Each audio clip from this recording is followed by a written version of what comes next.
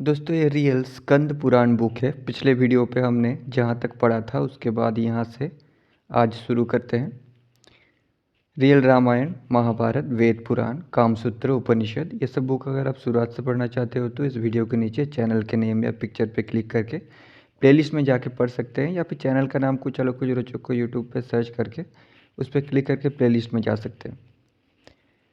तो अग्नि व मेष राशि पर सूर्य के आ जाने पर हे धरे चित्रा नक्षत्र से युक्त।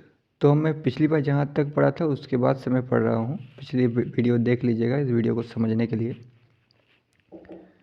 चित्रा नक्षत्र से युक्त पूर्णिमा परम पुण्य तिथि में प्रातःकाल में के समय में जो आकाश गंगा सरिता में स्नान किया करता है वो मनुष्य निश्चय ही मोक्ष की प्राप्ति कर लेता है। वृषभ राशि पर सूर्य के संस्थित होने पर अनुराधा नक्षत्र में रविवार से युक्त द्वादशी तिथि में शुक्ल पक्ष हो अथवा कृष्ण पक्ष हो, व्योम बार से युक्त शुक्ल अथवा कृष्ण पक्ष में, रविवार से युक्त में अथवा पुण्य या हस्त नक्षत्र से युक्त से पांडव नाम वाले तीर्थ में संगम में जो मनुष्य स्नान किया करता है वो वहाँ यहाँ लोक में किसी भी तरह का कोई दुख नहीं प्राप्त किया करता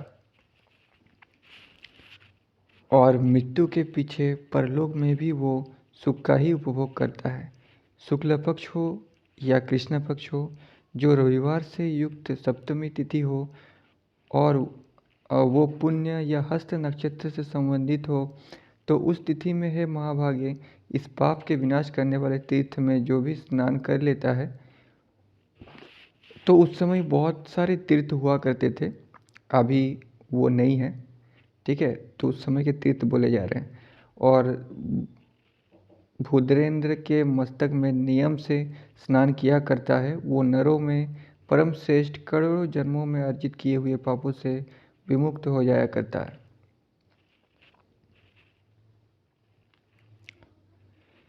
हे देवी, अब आप परम गोपनीय विषय को सुनो, श्रवण करो। इस अनंत नाम वाले महान गिरि में मेरे इस दिव्य आलय के वायव्य कोण वाले शिखर में गिरि गवर में एक देवतीर्थ विख्यात है। वहाँ पर एक अति शोभा से युक्त तनक है। हे देवी, उस परम पुण्यतम तीर्थ में जो स्नान करने का काल है उसमें आपको बतलाता हूँ।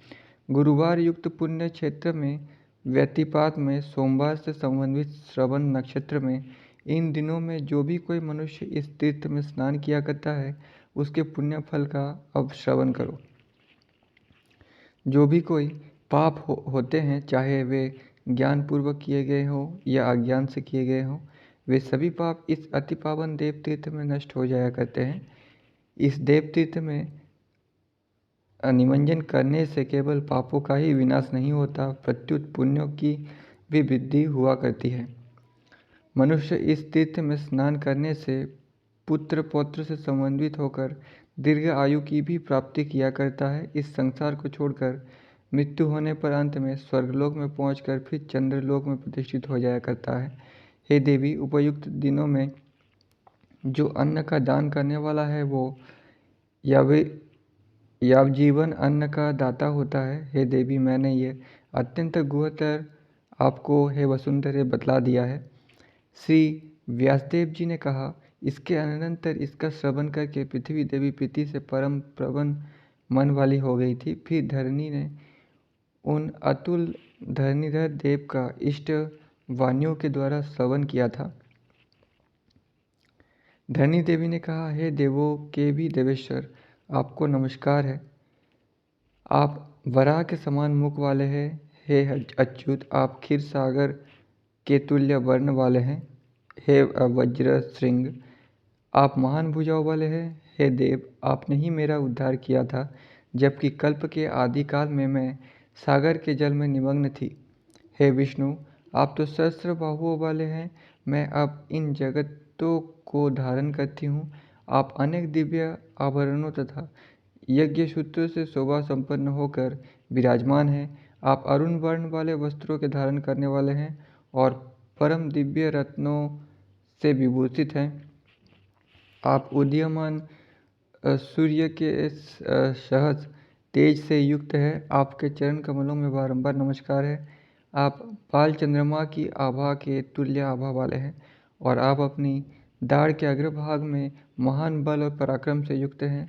आपके अंग परम दिव्य चंदन से लिप्त है तथा आप तप्त सुवर्ण के निमित्त कुंडलों को धारण करने वाले हैं। ये वराह अवतार के बारे में कह रहे हैं। आपके अंग की दीप्ति इंद्र नीलमणि के तुल्य है। हे देव, आप सुवर्ण रचित अंगदों की शोभा वाले हैं। आपने वज्र के तुल्य दाढ़ के अग्रभाग से हिरण्याक्ष को निर्विघ्न कर दिया था। हे महाबल, आपके नेत्र कमल के समान परम सुंदर है और आप सामवेद की ध्वनि से परम मनोहर हो रहे हैं।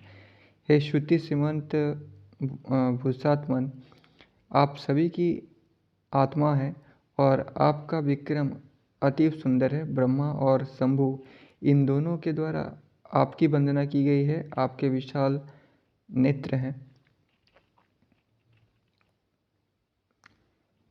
हे भगवान, आप समस्त विद्याओं से परिपूर्ण आकार वाले हैं और शब्दों से परे की वस्तु हैं, अर्थात शब्दों के द्वारा आपका वर्णन नहीं किया जा सकता।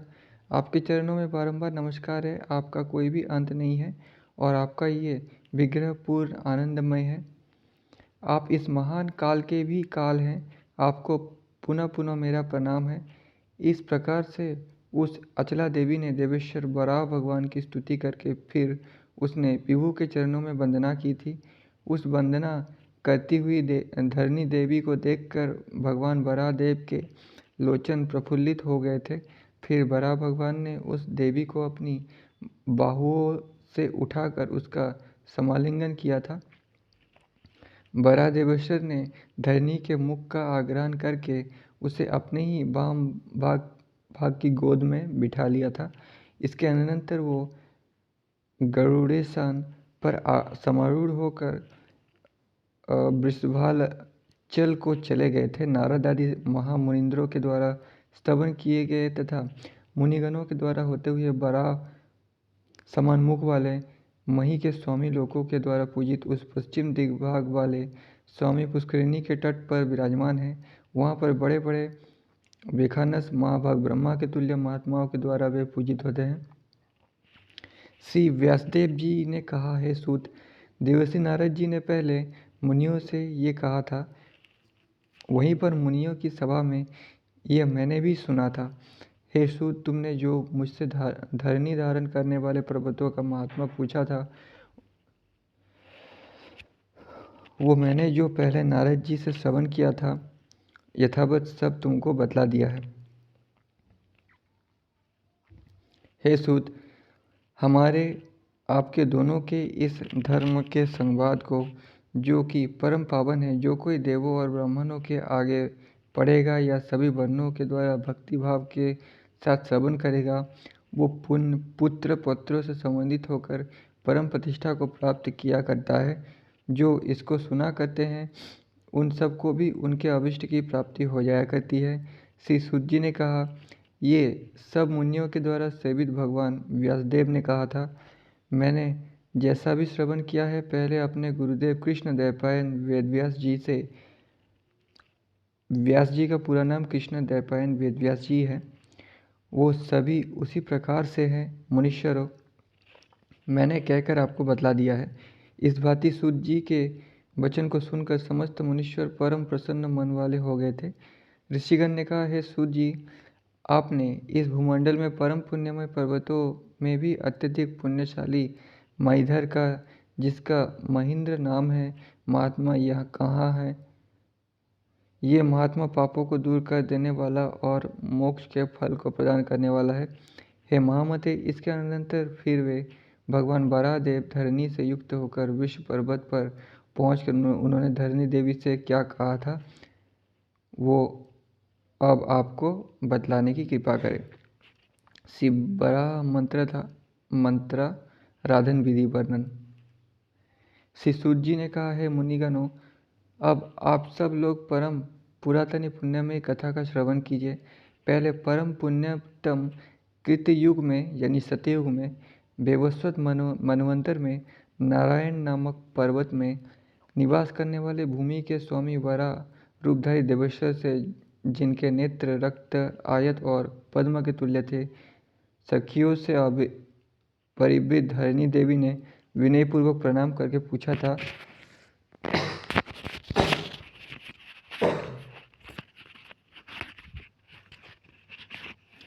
धरणी ने कहा, हे भगवान, किस मंत्र के द्वारा आराधित होकर आप परम होंगे? हे देवेश्वर, जो आपको सदा परम प्रिय हो, उसी मंत्र को आप मुझे बता दीजिए। वो ऐसा मंत्र होना चाहिए जिसके जाप करने वाले मनुष्यों को वो संपत्ति कर देने वाला हो, पुत्र पत्रों को देने वाला हो, सार्वभौमत्व के पद को प्रदान करने वाला हो, और जो कामी हो उसकी सदा कामना के देने वाला हो, नियत आत्मा वाले पुरुषों को अंत समय संप्राप्त होने पर आपके ही चरणों के पद की प्राप्ति प्रदान करने वाला हो। हे मान के प्रदान करने वाले, हे वराह देव, मुझ पर परम प्रीति करके इस प्रकार के मंत्र को बतलाइए। श्री सूत जी ने कहा, इस रीत से धरणी देवी के द्वारा पूछे गए भगवान वराह देव ने प्रीति से संयुक्त मुख वाले होते हुए कहा था। श्री वराह भगवान ने कहा, हे देवी, परम गोपनीय, तुरंत ही संपत्ति के कर देने वाले, भूमि प्रदान करने वाले, पुत्र देने वाले मंत्रों का श्रवण करो, किंतु ये अत्यंत ही गुप्त रखने के योग्य है और किसी भी समय में प्रकाशित करने के योग्य नहीं है।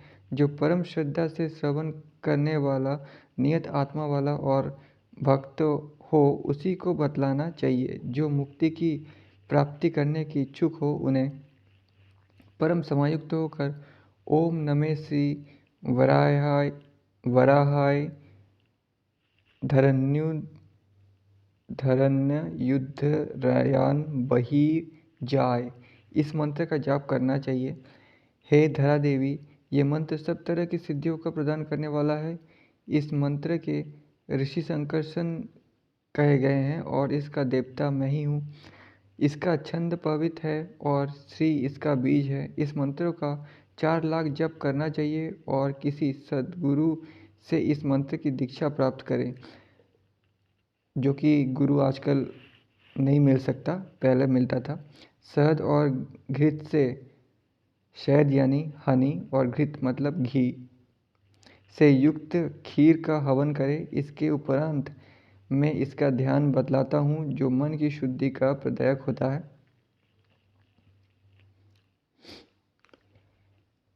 विशिष्ट स्फटिक के सेल की आभा के सदस्य, आभा से युक्त रक्त कमल के दल के तुल्य नेत्र वाले, वराह के मुख से समान मुख वाले, 4 बाहुओं से संपन्न, किरीटधारी, परम सौम्य, वक्षस्थल में श्री वस्त्र का चिन्ह धारण करने वाले, चारों हाथों में शंख चक्र अभय और अंबुज ग्रहण किए हुए, वाम रूप स्थित, तुमसे युक्त सागरांबर में विराजमान, पीतांबरधारी, रक्त वर्ण के आभरणों से भूषित, सिख कुर्म के पृष्ठ के मध्य में स्थित, शेष की मूर्ति और अब्ज पर समस्थित, मेरा इस प्रकार से ध्यान करके सदा ही एक वाला अष्टोत्तर शत का जप करना चाहिए।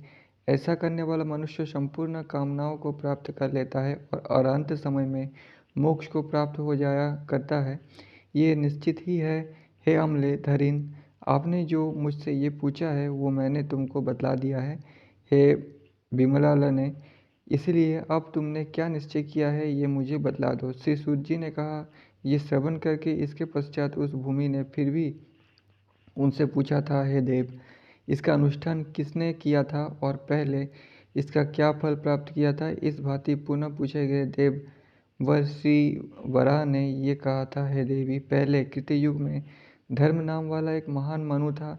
उसने ब्रह्मा जी से इस मंत्र की दीक्षा प्राप्त करके इस धरणी धर पर उसका जप किया था। इसका फल उसे यह मिला था कि उसने मेरा दर्शन प्राप्त किया, वरदान प्राप्त किया और अंत में यह मेरे ही स्थान को प्राप्त हो गया था। पुरातन समय में एक बार इंद्र दुर्वासा ऋषि के शाप से स्वर्गासन से भ्रष्ट हो गया था। हे देवी, इस इंद्र ने यहाँ पर मेरा यजन करके पुनः अपने स्वर्गासन को प्राप्त कर लिया था। हे भूमे, अन्य भी मुनिगणों ने इस मेरे मंत्र का जप करके परम गति को प्राप्त किया है। ये पन्नगों का अधीश्वर अनंत ने भी इस मंत्र की दीक्षा कश्यप ऋषि से ग्रहण की थी और श्वेत द्वीप में उसने इसका जप किया था और धरणीधर हो गया था। इसलिए इस मंत्र का सदा ही जप करना चाहिए। जो मनुष्य धरा की चाहना करने वाले, उनको यहाँ अवश्य अपने अभिष्ट की पूर्ति के लिए इस मंत्र का जप करना चाहिए। श्री सूत जी ने कहा, ये श्रवण करके वो धरणी परमाधिक प्रसन्न हुई थी और वो फिर धरा के धारण करने वाले प्रभु से बोली। धरणी ने कहा, हे देवेश, जगत के स्वामी श्रीनिवास श्री भूमि के सहित अमल स्वरूप वाले वेंकट नामधारी शैल पर कब आया करते हैं और कैसे वहाँ पर कल्पांतर प्रयत्नस्थायी भगवान जनार्दन होंगे। हे बराह रूपधारी प्रभु, आप मुझे ये सब बतलाइए। मेरे हृदय में इसको जानने के लिए महान कौतूहल है। महर्षि श्री सूत जी ने कहा, हे सब नैमिषारण्य के निवास करने वाले तपोधन तपस्वियों, अब मैं आकाश गंगा नाम वाले तीर्थ का महात्मा आप लोगों को बतलाता हूँ। आकाश की गंगा के निकट में संपूर्ण शास्त्र के अर्थों का पारगामी महान विद्वान रामानुज इस नाम से विख्यात द्विज ने तप किया था। ये विप्र परम विष्णु का भक्त था और जितेंद्रिय था। ये धर्मात्मा अवेखानस मत में स्थित रहा करता था। ग्रीष्म ऋतु में भी 5 अग्नियों के मध्य में समवस्थित होकर ये भगवान विष्णु के ध्यान में परायण रहा करता था। श्री कृष्ण शरण मम इस 8 अक्षरों वाले मंत्र का जप करता हुआ अपने हृदय में जनार्दन प्रभु का ध्यान किया करता था। वर्षा काल में नित्य ही आकाश में गमन करने वाला रहता था और हेमंत ऋतु में जल में स्थित होकर तपश्चर्या किया करता था। ये समस्त प्राणियों के हित में रति रखने वाला परम शांत और सब प्रकार के द्वंद्वों से रहित था। इस रीति से वो कितने ही वर्ष तक जीर्ण पत्तों के अशन करने वाला रहा था। कुछ समय तक केवल जल का ही आहार करके रहा था। कुछ वर्षों तक सिर्फ वायु का ही भक्षण करके इसने तप किया था। इसके अनंतर भक्तों पर वात्सल्य रखने वाले प्रभु इस पर परम संतुष्ट एवं प्रसन्न हो गए थे। फिर वे शंख एवं चक्र के धारण करने वाले भगवान ने प्रत्यक्ष होकर उसको दर्शन प्रदान किया था। अब रामानुज तपस्वी के समक्ष प्रकट होकर दर्शन देने वाले प्रभु के स्वरूप का वर्णन किया जाता है। विकसित कमल के दल के समान उनके परम सुंदर एवं विशाल नेत्र थे। करोड़ों सूर्य की प्रभा के तुल्य उनकी प्रभा थी। विनता के पुत्र गरुड़ पर वे समारूढ़ थे और छत्र एवं चमरों से सुशोभित थे। हार केयूर और मुकुट धारण किए हुए थे। उनके करों में सुंदर कटक विराजमान थे। उनके साथ में विश्वक्सेन और सुनंद आदि पार्षद विद्यमान थे। बिना वेणु मृदंग प्रभृति वाद्य के बजाने वाले नारद आदि के द्वारा उनके गुणगणों का गान किया करता था। सुंदर विभव से संपन्न पीताम्बर धारण करने वाले थे, जिनके उरस्थल में लक्ष्मी देवी विराजमान थी। नीलमेघ के तुल्य छवि से युक्त थे। उनके दोनों पार्श्व भागों में सनक प्रभृति महान योगीधर सेवा कर रहे थे। भगवान के मुख पर ऐसी मंद मुस्कुराहट थी जिससे तीनों भुवनों को मोहित कर रहे थे। अपने अंग की दिव्य कांति से सभी दिशाओं को प्रकाश युक्त करते हुए ऐसे प्रतीत हो रहे थे कि मानो सर्वत्र विराजमान हो रहे हों। दया की खान भगवान वेंकटेश देव सुंदर भक्तों को भी सुलभ होने वाले हैं। इसके अनंतर वे रामानुज महामुनि के सन्निकट में प्राप्त हुए थे। उस महामुनि रामानुज ने उस समय में प्रत्यक्ष प्रकट हुए कृपा के निधि पीताम्बरधारी श्रीनिवास देव का दर्शन प्राप्त किया तो उसको अत्यधिक तुष्टि हुई थी और परम भक्ति से युक्त होकर उसने जगदीश्वर प्रभु की स्तुति की थी। रामानुज ने कहा, शंख और चक्र के धारण करने वाले देवों के भी आदिदेव की सेवा में मेरा नमस्कार समर्पित है। नित्य शुद्ध वेंकटेश भगवान, आपके लिए मेरा बारंबार प्रणाम है। भक्तों की आरती के हनन करने वाले हव्य कव्य के स्वरूप को धारण करने वाले आपके लिए नमस्कार है। इस विश्व की सृष्टि स्थित और संहति के करने वाले त्रिमूर्तिधारी आपके लिए नमस्कार है। परेश को नमस्कार है। अतिभूमा प्रभु को नमस्कार है और लक्ष्मी के स्वामी विधाता की सेवा में मेरा नमस्कार समर्पित है। सूर्य और चंद्र के नेत्रों वाले आपके लिए प्रणाम है। ब्रह्मा आदि देवों के द्वारा अभिवंदित आपको मेरा नमस्कार है, जो जाति आदि विकल्पों से रहित है और सभी प्रकार के दोषों से जो वर्जित है। उन समस्त संसार के भयों के हरण करने वाले तथा दैत्यों के विनाशकारी भगवान के लिए मेरा प्रणाम समर्पित है। वेदांत के द्वारा जानने के योग्य रमा देवी के स्वामी के लिए, विष आदि पर वास करने वाले के लिए तथा परमेष्टि विधाता के लिए मेरा बारंबार नमस्कार है। अपरिमित बल विक्रम वाले तथा समस्त भक्तजनों की आरती के हरण करने वाले भगवान नारायण के लिए मेरा नमस्कार है। सांगधारी वेंकट आद्रि पर निवास करने वाले भगवान वसुदेव के लिए मेरा बारंबार नमस्कार है। ये विप्रवरों में परम वशिष्ठ रामानुज मुनि इस प्रकार से जगत के गुरु श्रीनिवास भगवान वेंकटेश की स्तुति करके चुप हो गया था। उस महान आत्मा वाले के द्वारा की गई कानों को परम सुख प्रदान करने वाली स्तुति का श्रवण करके भगवान वेंकटाचल ने नायक को परम तोष प्राप्त हुआ था। उस समय में भगवान शौरी ने अपनी चारों बाहुओं से मुनि का आलिंगन करके परम प्रीति से संबंधित होकर वरदान मांग लो, ये बोले थे। आज मैं तुम्हारे इस परमोग्र तपश्चर्या से बहुत अधिक संतुष्ट हो गया हूँ। हे महामुनि, आपके इस श्रवण के सूत्र से भी मुझे परम तोष प्राप्त हुआ है। मैं अपनी नमस्कार से भी अत्यधिक प्रसन्न हो गया हूँ। इस समय में तुमको वरदान प्रदान करने के लिए ही यहाँ पर तुम्हारे समीप में समागत हुआ हूँ।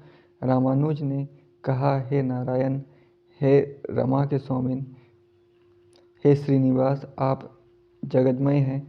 हे जनों के पीड़ा के मर्दन करने वाले, आप इस जगत के धाम हैं। हे गोविंद, आप तो नरकों के अंत कर देने वाले हैं।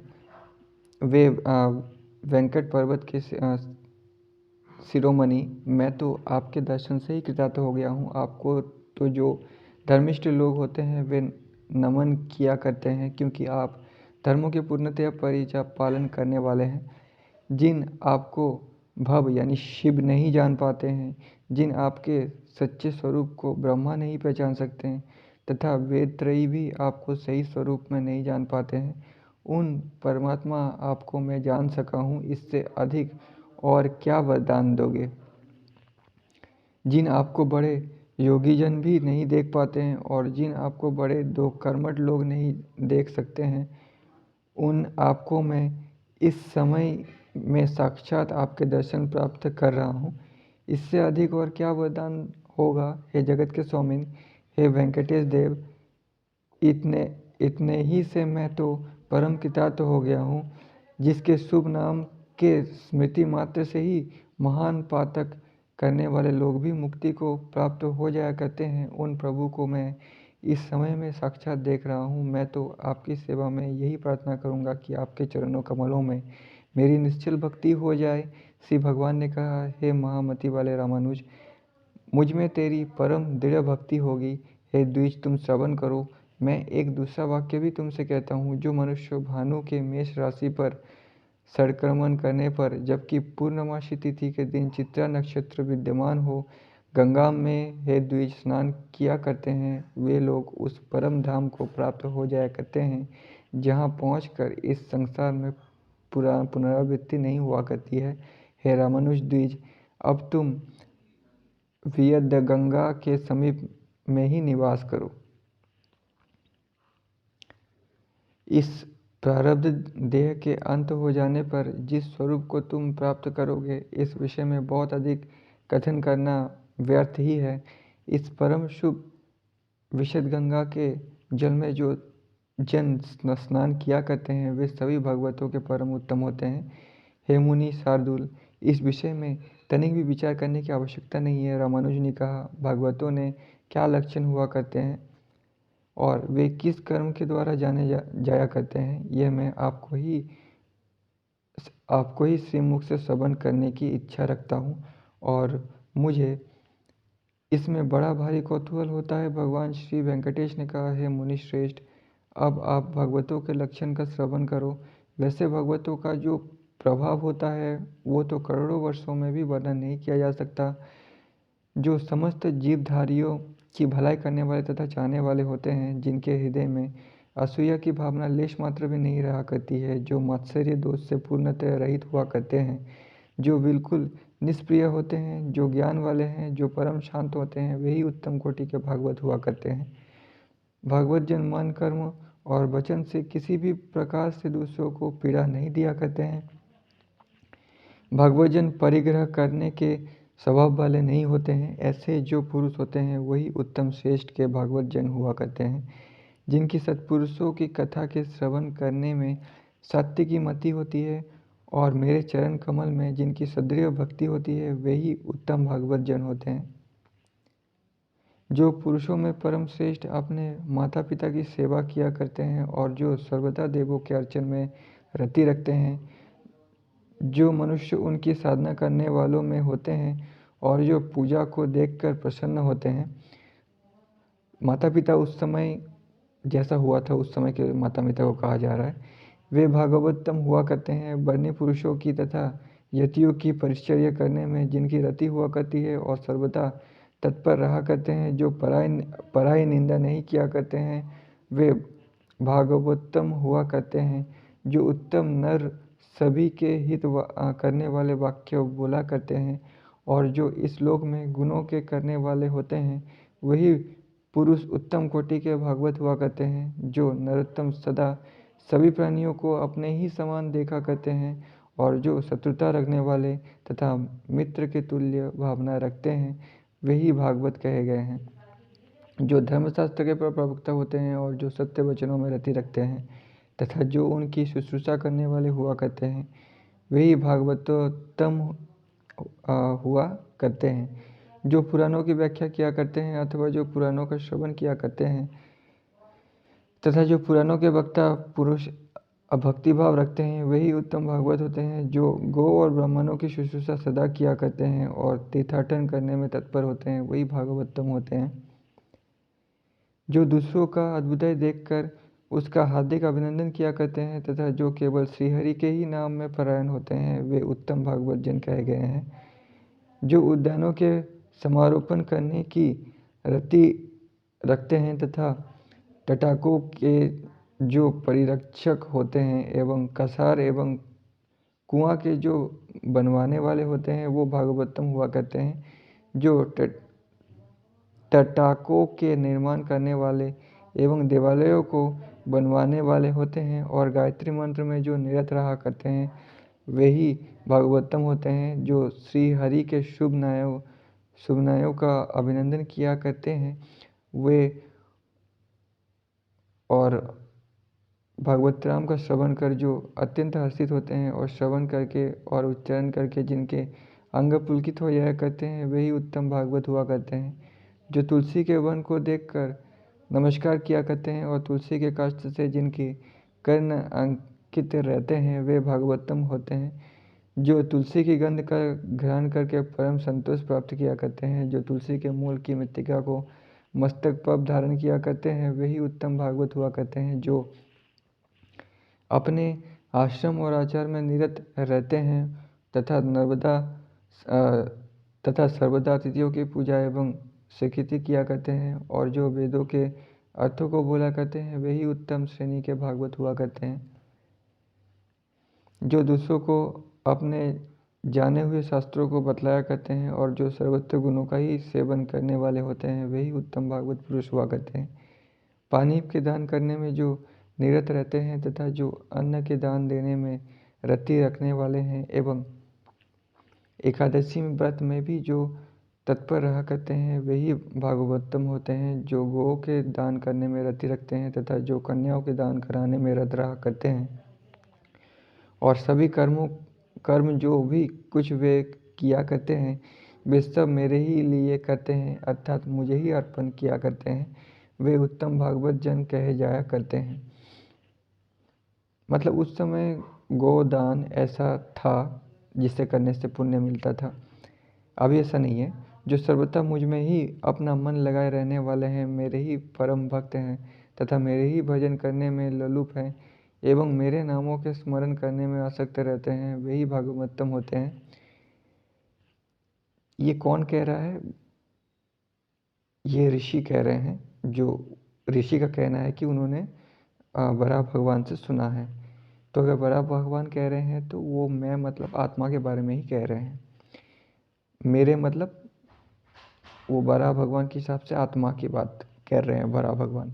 यहाँ इस विषय में अत्यधिक क्या कहूँ, मैं संक्षेप में तुमको बतलाता हूँ। जो सर्वदा सद्गुणों के प्राप्त करने के लिए प्रवृत्त रहा करते हैं, जो कि भगवत गीता में श्री कृष्ण कहते हैं, अष्टावक्र गीता में अष्टावक्र जी कहते हैं, उपनिषद और वेदों में भी कहते हैं। जो हमने पिछले वीडियो में पढ़ा था वही है। वही उत्तम कोटि के भगवत हुआ करते हैं। हे विप्रगणों, यहाँ पर मैंने कुछ भागवतों के विषय में लक्षण बतला दिए हैं। भागवतों के पूरे लक्षण तो मैं भी सैकड़ों करोड़ों वर्षों तक वर्णन करने में भी मुझ में भी नहीं बतलाए जा सकते हैं। हे रामानुज, हे महाभाग, मेरे मंत्रों के लक्षण असीम एवं अपार है। महामते, मेरे भक्त मुझ में मेरी अत्यधिक प्रीति है। श्री सूत जी ने कहा, हे विप्रवर, हे सौनक आदि महान ओज वाले, मैंने आप लोगों को विषादी में वियदगंगा का जो तीर्थ है उसका उत्तम महात्मा बतला दिया है। ऋषिगण ने कहा, हे पौराणिकों में सर्वोत्तम, हे सूत जी, समस्त संकटों के नाश करने वाले महान पुण्यमय उस वेंकट पर्वत में कितने तीर्थ हैं? उन तीर्थों की संख्या आप हमको बतलाइए। उन समस्त तीर्थों में भी कितने तीर्थ प्रमुख कहे जाते हैं और उन प्रमुखों में भी अत्यंत मुख्य कौन से हैं? हे मुनिश्रेष्ठ, उनको आप कृपया हमको बतलाइए। सधर्म में रति प्रदान करने वाले उनमें कौन से परम प्रमुख तीर्थ है और कौन से ऐसे परम प्रमुख है जो केवल ज्ञान के ही प्रदान करने वाले हैं तथा वैराग्य की भावना को उत्पन्न करा देने वाले हैं? ऐसे कितने प्रधान तीर्थ हैं जो मानवों के हृदय में भक्ति की भावना पैदा कर देते हैं? हे सुब्रत, कौन से ऐसे तीर्थ हैं जो मुक्ति में प्रदान करने वाले हैं? आप हमको अब ये बतलाइए। श्री सूत जी ने कहा, हे सुब्रत, इस उत्तम अचल में 66 करोड़ परम पुण्यमय तीर्थ हैं। उन सब में 108 परम मुख्य तीर्थ हैं। इस पर्वत में 108 तो ऐसे तीर्थ हैं जो सधर्म में रति उत्पन्न कर देने वाले हैं। ये उन 1 सहस्त्र से भी पृथक परम मुख्य है जो भक्ति और वैराग्य के प्रदान करने वाले हैं। वे 160 तीर्थ हैं। वे वेंकटाचल की शिखर पर 6 ऐसे तीर्थ हैं जो केवल मुक्ति के प्रदान करने वाले हैं। वे 6 तीर्थ ये हैं। एक उनमें स्वामी पुष्करिणी तीर्थ है, इसके पश्चात विशद गंगा तीर्थ है, फिर आप विनाश नामक एक तीर्थ है, इसके आगे एक पांडु तीर्थ है, फिर कुमारधारिका नाम वाले तीर्थ है और उसके बाद में तुम्बो तीर्थ है। कुंभ मास में पौर्णमासी तिथि में जिसमें मघा नक्षत्र का योग आकर पड़े, उस अवसर पर सभी तीर्थ है द्विजगण कुमारधारिका तीर्थ में जाया करते हैं। हे विपेंद्रो, उस अवसर पर जो भी कोई वहाँ पर स्नान किया करता है वो राशु यज्ञ करने का पुण्य फल प्राप्त कर लेता है। वहाँ पर मुक्ति तो अवश्य ही हो जाया करती है, इसमें कुछ भी विचार न करने की आवश्यकता नहीं है। हे द्विजबिंद, उत्तर फल्गुनी नक्षत्र से युक्त शुक्ल के पर्व दिन में वहाँ पर दक्षिणा के साथ अन्न के दान कर देने की विधि है। तुम्बी नामक तीर्थ में मीन राशि पर जब सूर्य संस्थित होते हैं तब समस्त तीर्थ सभी ओर से अपराह्न में से समय में वहाँ पर समायात होते हैं। वहाँ पर उस समय में जो स्नान करता है वो फिर जन्म नहीं लिया करता है। मौंजी बंद और विवाह द्रव्य के दान को देकर जो वहाँ कराता है, जबकि मेष राशि पर सूर्य के संक्रमण हो और चित्र नक्षत्र से संयुक्त हो, इससे भी पुनर्जन्म नहीं होता है। पूर्णमासी तिथि के दिन समस्त तीर्थ विदगंगा में आया करते हैं। उस अवसर पर वहाँ स्नान करने वाले मनुष्य तुरंत ही 100 कर्तव्यों के करने का फल प्राप्त कर लिया करता है। वहाँ पर सुवर्ण का दान और विशेषकर कन्या का दान करना चाहिए। विष राशि पर सूर्य के समायात होने पर हे विप्र, द्वादशी तिथि में हरिवासर में, चाहे वो शुक्ल पक्ष हो या कृष्ण पक्ष हो, किंतु भौमवार से संबंधित होना चाहिए। उस अवसर पर जगत्त्रय में गंगा आदि समस्त तीर्थ पांडु तीर्थ में आया करते हैं। उस पर वहाँ स्नान करके और गौ का दान करके मानव प्रतिबंधक से मुक्त हो जाया करता है। आश्व युग शुक्ल में सप्तमी तिथि में तथा रविवार में अब की उत्तराषाढ़ा नक्षत्र से युक्त हो पाप विनाशन को भी उस प्रकार से सब तीर्थ आया करते हैं। अथवा उत्तर भाद्रपदा नक्षत्र से युक्त द्वादशी में समावत होवे, वहाँ पर सालग्राम शिला का दान करके तथा विधि पूर्वक स्नान करके मनुष्य सैकड़ों करोड़ों जन्मों में किए हुए सब प्रकार के पापों से छुटकारा पा जाता है। धनुर्मास में शुक्ल पक्ष में द्वादशी तिथि में अरुणोदय के समय में वहाँ पर संपूर्ण तिथि आते हैं और उस स्वामी पुष्करिणी के जल में आकर एकत्रित हुआ करते हैं। उस अवसर पर उस तीर्थ में स्नान करके तुरंत ही मुक्ति को प्राप्त कर लिया करता है। इसमें कुछ भी संशय नहीं है। जिसके पहले सहस्त्र जन्मों में पुण्य ही अर्जित किया हुआ हो, हे विप्र, उसी का वहाँ पर स्नान हुआ करता है और अन्य अकृतात्मा का स्नान कभी नहीं हो सकता है। वहाँ पर अपने वैभव के अनुसार यथाविधि दान करना चाहिए। सालग्राम की शिला का दान और विशेष रूप से गौ का दान वहाँ देवे। जो लोग भगवान विष्णु की परम पावनी कथा का श्रवण किया करते हैं, एक मुहूर्त मात्र, इससे भी आधे समय तक अथवा सम मात्र भी जो श्री विष्णु की सत्कथा को सुनता है और सदा इस भुवन पावनी कक्षा के श्रवण करने में असमर्थ रहता है तथा भक्ति से एक क्षण भी सुन लेता है, तो उस मनुष्य की कभी दुर्गति नहीं हुआ करती।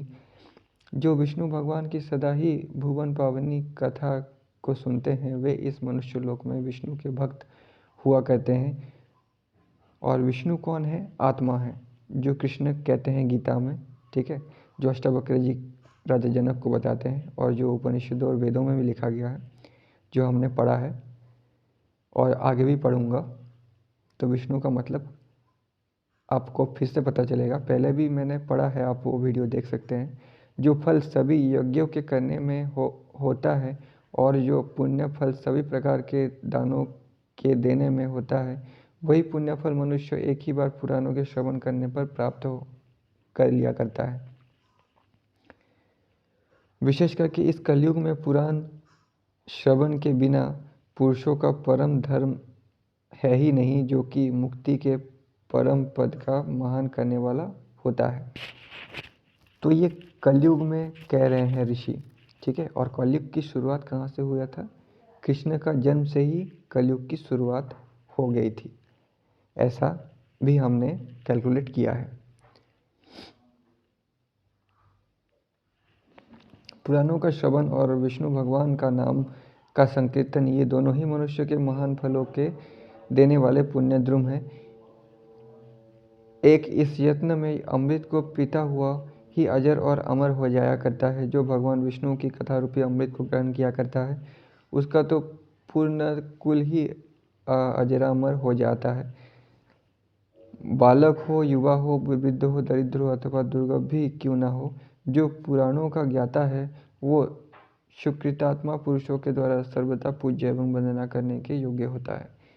जो पुराणों का ज्ञाता है, उसमें कभी भी नीच बुद्धि नहीं करनी चाहिए। जिसके मुख से उद्गत हुई वाणी शरीरधारियों के लिए कामधेनु के ही सब मनोरथों को पूर्ण करने वाली हुआ करती है। सहस्त्र करोड़ों संसारी जन्मों में जन्म ले लेकर उत्पीड़ित होते हुए सत्पुरुषों को जो अपुनरावृत्ति अर्थात मोक्ष प्रदान किया करता है, बतलाइए उससे अधिक कौन गुरु है। व्यास की गद्दी पर जब पौराणिक द्विज समारूढ़ होता है, उस समय में विस्तृत वर्णन किए जाने वाले प्रसंग की समाप्ति प्रयत्न उसे किसी को भी नमस्कार नहीं करना चाहिए, चाहे भले ही वहाँ गुरुदेव ही क्यों न उपस्थित हो। शुद्धि पुरुष का कर्तव्य है कि जो स्थल दुर्जनों से समाकीर्ण हो तथा शूद्र और शाश्वतों से समाविष्ट हो एवं जो दूध कीड़ा का घर हो, वहाँ पर कभी भी भूलकर पुराणों की परम पुण्यमय कथा को ना कहे।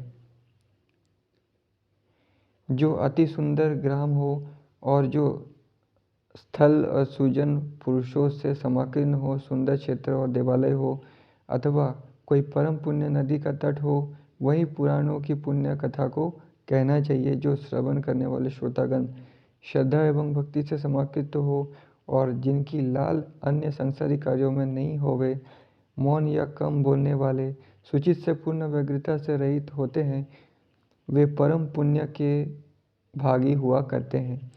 जो अधम मनुष्य बिना ही भक्ति की भावना के पुण्य तथा अपुण्य कथा का श्रवण किया करते हैं, उनको कोई भी पुण्य फल नहीं हुआ करता है और जन्म जन्म में दुख ही होता है।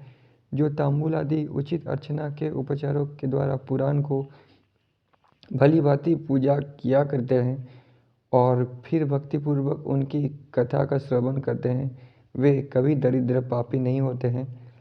कथा के कथ्यमाद होने पर अर्थात आरंभ हो जाने पर जो मनुष्य कहीं उसे छोड़कर अन्यत्र चले जाया करते हैं, उनके भोगांतर में दराएं और संपत्तियां विनष्ट हो जाया करती है।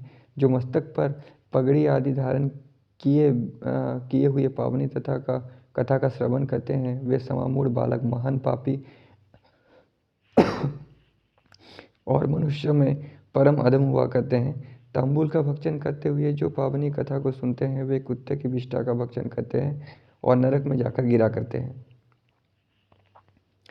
जो मानी पुरुष ऊंचे किसी आसन पर विराजमान होकर परम दाम्भिक कथा का श्रवण किया करते हैं, वे अक्षय नरकों को भोग कर अंत में कौओं की योनि प्राप्त किया करते हैं। जो वीरासन पर समारूढ़ है या सिंहासन पर बैठकर सत्य कथा का श्रवण किया करते हैं, वे अर्जुन पाद्य होते हैं। यानी मतलब ये गलत है, पाप लगता है, कहने का मतलब यही है। कौआ योनि में जाने का मतलब यही है। जो कथा को प्रणाम ना करके ही श्रवण करके करते हैं, वे दूसरे जन्म में किसी विष के वृक्ष होकर उत्पन्न होते हैं। जो शयन करते हुए ही कथा को सुनते रहा करते हैं, वो अजगर की योनि प्राप्त करते हैं। जो वक्ता के समान आसन पर ही संस्थित होकर कथा सुना करते हैं, उनको गुरुतुल्य के नमन करने के समान ही पाप होता है। ऐसा इसलिए कहा जा रहा है ताकि आप रेस्पेक्ट के साथ पढ़ें, ठीक है, इसलिए डराया जा रहा है। और वे नरकगामी हुआ करते हैं, जो पुराणों के ज्ञाता पुरुष की निंदा किया करते हैं और पापों के हरण करने वाली सतकथा की निंदा किया करते हैं। वे मनुष्य 100 जन्मों तक सुनक हुआ करते हैं। कथा के कीर्तमान होने पर अर्थात कथा के कहे जाने पर दुरुत्तर कहा करते हैं, वे पहले तो गधे की योनि प्राप्त करते हैं और फिर कुकलाश होते हैं। जो नर कभी भी पुण्य कथा का श्रवण नहीं किया करते हैं, वे घोर नरकों का भोग कर अंत में जंगली सुअर हुआ करते हैं।